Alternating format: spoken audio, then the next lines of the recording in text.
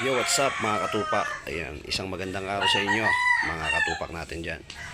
So ito mga katupak, baka makatulong sa ito. Simple tips lang to para sa mga katupak natin. Lalong-lalo na dun sa mga baguhan. Ayan, so ito mga katupak, Ayan, saging na saba po yan. Hiniwa ko lang yan. Kasing laki ng hinlalaki natin. Okay, saging na saba. Yung manibala na, pahinog na.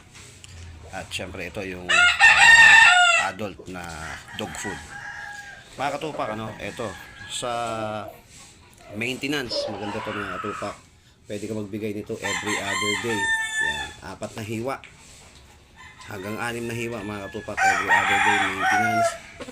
Ito naman mga katupak yung dog food natin. Napakaganda nito kung meron kang payat na manok. Okay, mapa-stagma yan. Kung payat na manok, subuan mo nito. 6 na piraso mga katupak, subo mo yan. Okay, every other day.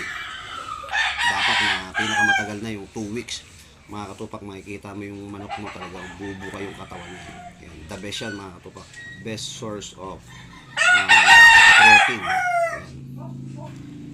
Masustansya yan mga katupak. May karne kasi yan.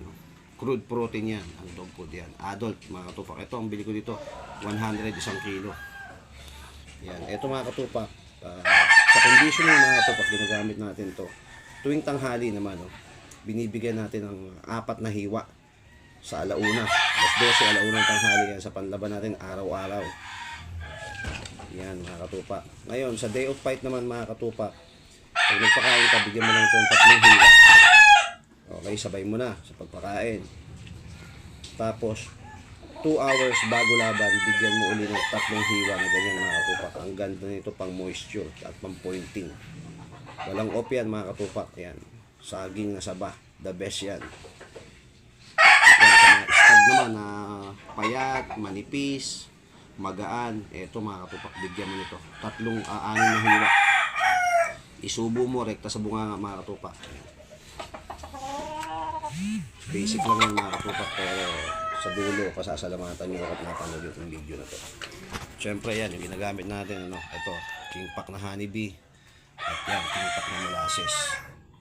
Ito mga katupak, hinahalo naman natin to sa painom, 2 hanggang 3 kutsara mga katupak sa 1 litrong tubig. Pwede po yan sa sisiw.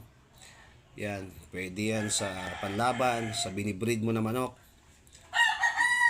Yan, basic lang yan mga katupak. Ayan, talagang testingin mo to sa mga payat mo na manok at sa pang-conditioning mo. Ito yan. May napanood akong video ni Sir Patrick Antonio, kahit siya mga katupak, sabi niya, ang sa kanya naman, ang ginagawa niya, pagtatarian na, malapit ng tarian, bigyan daw ng ganito, 2 hiwa. Yun naman ang diskarte niya.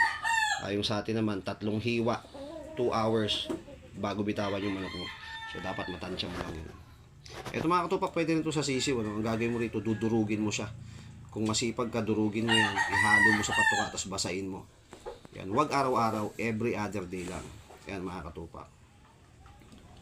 Yan, sana makatulong sa inyo to mga katupak, at sana ma-share nyo yung video. Solid po yan. Matagal na natin itong ginagamit, at sa basaan mga katupak, yung manok mo hindi talaga bibitaw. Bago tayong video ng laban, yan, send ko sa inyo, chat nyo ko mga katupak. Dihadong-dihado tayo. Pilay patay kagad yung sa atin, pero gumanti, balakang. Nagkatukaan mga katupak, basaan, manok pa natin yung nakatukaan ng 2. Pero patay din. O yan, saging na saba. Marami kang mabibilhan sa palengke niyan. Yan. The best to mga katupak, pang conditioning, pang maintenance. Ayan, sana makatulong sa inyo. Dog food na adult mga katupak, ayan, 100 per kilo yan. Wala tayong binibenta yan, mabibili nyo po yan sa patukaan ng manok. May kasama mga pagkain ng aso at pusa yan. At syempre ito, sa umorder sa atin ng king pack molasses at honeybee, antayin nyo lang po. So wala tayong Korean jelly dito ngayon dahil naubusan tayo mga katupak, ayan, pero pwede tayong atay natin yung order ng Korean jelly natin, parating na yan. Thank you syempre, king pack yan. One love, let's go.